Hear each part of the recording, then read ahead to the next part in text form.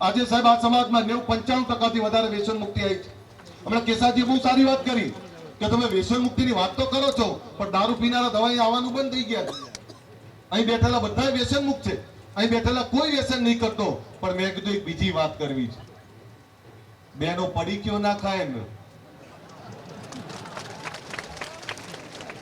માફ કરો, તમે અમારી આબરૂ છો.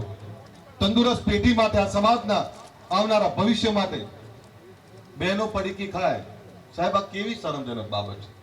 બે હાથ જોડું અને એમના ઘરવાળાને કહું કે તમે મસાલો ખાતા હશો ત્યારે પડીકી ખાવા લાગ્યા, અને તમે બે ખાતા હશો તો દીકરો તો ખાવાના જ છે. એટલે પડીકીઓમાંથી બહાર નીકળો. તંદુરસ્ત પેઢી, આવનારું પેઢીને સબળ સક્ષમ જીવન આપવું હોય તો શિક્ષણ, સંસ્કાર, વ્યસન મુક્તિ આ બધું જ જોડે રાખવું પડશે. તમારે ધંધા રોજગારની સારી દિશા નક્કી કરવી હોય તો કેલ્ક્યુલેટ જિંદગી જીવવી પડશે. તમારા રૂપિયાને યોગ્ય મેનેજમેન્ટ કરવું પડશે.